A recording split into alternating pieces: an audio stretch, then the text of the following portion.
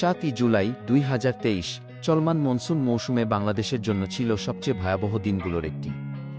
মাত্র ২৪ ঘণ্টায় বৃষ্টিজনিত দুর্ঘটনায় প্রাণ হারিয়েছেন অন্তত ৩৮ জন। কিন্তু এটা কোনো ব্যতিক্রম নয়, এটাই যেন এখন স্বাভাবিক হয়ে গেছে। প্রশ্ন একটাই, কেন? উত্তরটা লুকিয়ে আছে আমাদের রাস্তায়। একটা কথা আছে, রাস্তা হলো দেশের প্রাণরেখা। আর বাংলাদেশে আমরা সেটা সত্যি বলেই মেনে চলি।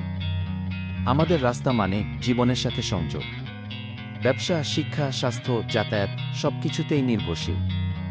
কিন্তু এত গুরুত্বপূর্ণ এই রাস্তাগুলোর সবচেয়ে বড় দুর্বলতা হলো, এই রাস্তা প্রাকৃতিক দুর্যোগ সহ্য করতে পারে না। প্রতি বছর বর্ষা এলেই শুরু হয় দুঃস্বপ্ন। সড়কে জলাবদ্ধতা, যানজট, দুর্ঘটনা সবকিছু এলোমেলো হয়ে যায়। শহরের রাস্তাগুলো মৃত্যুফাঁদে পরিণত হয়।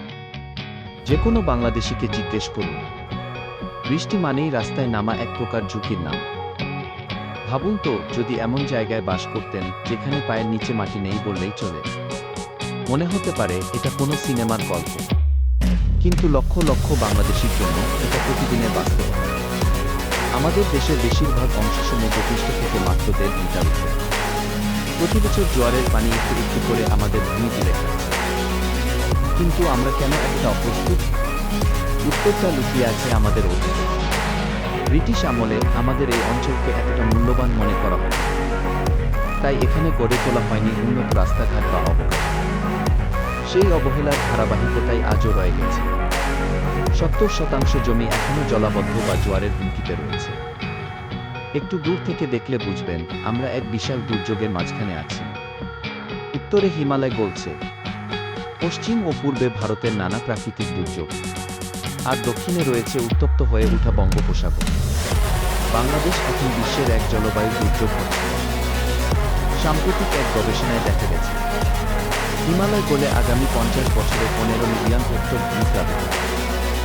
নিউ ইয়র্ক স্টেটের চেয়েও বড় সেই এলাকা। বাস্তুচ্যুত হবে প্রায় ১,৩৬,০০,০০০ মানুষ। ক্ষতি হবে প্রায় $৮০০ বিলিয়ন। আর যদি কিছুই না করি, ২১০০ সালের মধ্যে সাগরের উচ্চতা বাড়বে ৩ ফুট, যার ফলে ১০ কোটির বেশি মানুষ বাস্তুচ্যুত হবে।